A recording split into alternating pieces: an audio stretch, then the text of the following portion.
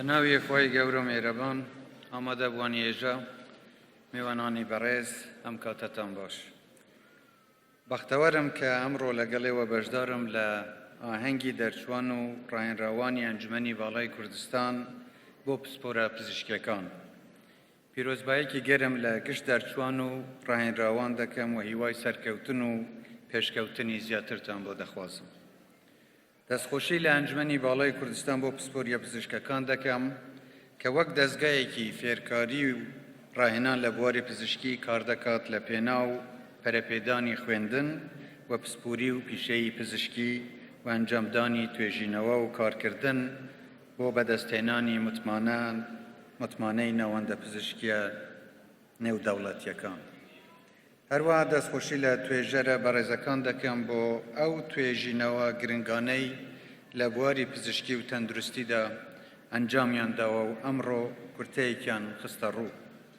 هیوادارم ئەم توێژینەوانە سوودیان لێوەربگیرێت و ببنە هۆی دۆزینەوەی چارەسەری بۆ نەخۆشیەکان و باشتربوونی سیستەمی تەندروستیمان بەگشتی. ڕێز و پێزانینم بۆ ئەنجومەنی پزیشکی ئوردنی هەیە کە متمانە و باوەری خۆیان بە پرۆگرام و سەنتەرەکانی ئەنجومەنی باڵای کوردستان بەخشیوە. خوشحاڵین بەو هاوکاری و هەماهەنگیە بەهێزەی لە نێوان هەرێمی کوردستان و شانشینی ئوردنیدا هەیە، بە تایبەتی لە بواری تەندروستیدا. ئێمە هەمیشە شانازی بە پەیوەندی مێژوویی و دۆستانە و تایبەتی نێوان هەرێمی کوردستان و شانشینی هاشمی ئوردنی بە ڕێبەرایەتی خاوەن شکۆ شاح عەبدوڵای دووهەم دەکەین کە لە قۆناغە جیاوازەکاندا پشتیوانی هەرێمی کوردستان بوون. بەڕێزان، پزیشکی پێشەیەکی یەکجار پیرۆزە. هیوادارم پزیشکانی کوردستان لە ئاست پیرۆزی و گەورەی ئەرک و پیشەکەیان و سوێند خواردنەکەیان بن و پزیشکی بەر لە هەر شتێک ئەرکێکی مرۆڤانەیە و پێویستە ئامانجەکەی ڕزگارکردنی ژیانی خەڵک و پاراستنی تەندروستیان بێت. بۆیە ئومیدوارم هەمیشە لە نەمرۆی و ئینسانی پیشەکەتان لەبەرچاو بێت.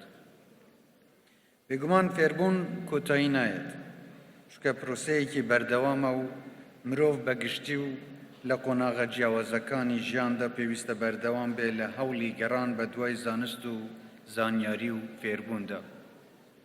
بە تایبەتیش بواری پزیشکی و تەندروستی وەک زۆر بواری دیکە لە پێشکەوتنی بەردەوامدایە.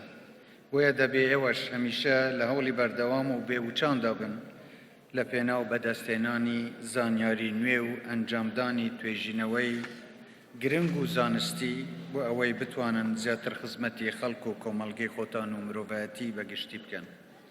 هیوادارم سوودێکی زیاتر لە بواری تەکنۆلۆژیای زانستی واتە بایۆتەکنۆلۆژی وەربگیرێت کە ئاسانکاری زۆر و هاوکاری زۆرتری پزیشکەکان دەکات. شارەوە نییە کە کەرتی تەندروستی لە کوردستان وەک هەموو کەرتەکانی تر بەدەر نییە لە ڕەخنە و گلەیی. بۆیە لە سەرەتای دەست بەکاربوونی کابوونەی نۆیەم دەستمان بە پرۆسەیەکی فراوانی چاکسازی لە بواری تەندروستیدا کرد کە تا ئێستاش بەردەوامە و هێشتا زۆر شت ماوە ئەنجامی بدەین. هەر بۆ نمونە یەکێک لە چارەسازیەکانمان دەرچوونی یاسایەکی گرنگی پەیوەنددار بە بواری تەندروستی گشتی بوو کە یاسای ماف و ئەرکەکانی نەخۆشە لە هەرێمی کوردستان کە لە ساڵی 2020 لەلایەن پەرلەمانی کوردستان پەسەند کرا. چاکسازی پرۆسەیەکی بەردەوامە و کاتی دەوێت، هەروەها پێویستی بە هەماهەنگی و هاوکاری هەمووان هەیە، بە تایبەتی پزیشکان و پسپۆرانی بواری تەندروستی و ئەوەی بە هەوڵی هەموو لایەک بتوانین سیستەمی تەندروستی گشتی باش بکەین و خزمەتگوزاری تەندروستی بە شێوەیەکی باشتر بە هاوڵاتیانمان بگەینین. حکوومەتی هەرێمی کوردستان خەرجەیەکی زۆری لە بواری تەندروستی گشتی و دامەزراوە تەندروستیەکان کردووە و کار دەکەین لە پێناو باشترکردنی کواڵیتی ئەو خزمەتگوزاریانە و ڕێخستنەوە و گەشەپێدانی سیستەمی تەندروستی گشتی و بەرزکردنەوەی ئاستی خزمەتگوزاریەکان بە شێوەیە کە جێگەی متمانەی زیاتری هاوڵاتیان بێت. جارێکی دیکەش پیرۆزبایی لە دەرچوان و ڕاهێنراوان و توێژەرار دەکەم و هیوای پێشکەوتن و بەردەوامی بۆ ئێوە و ئەنجومەنی باڵای کوردستان بۆ پسپۆریە پزیشکەکان دەخوازم. هیوادارم هەمیشە سەرکەوتوو بن، کوردستانیشمان هەمیشە پارێزرا و ئاوادان بێت. زۆر سپاس.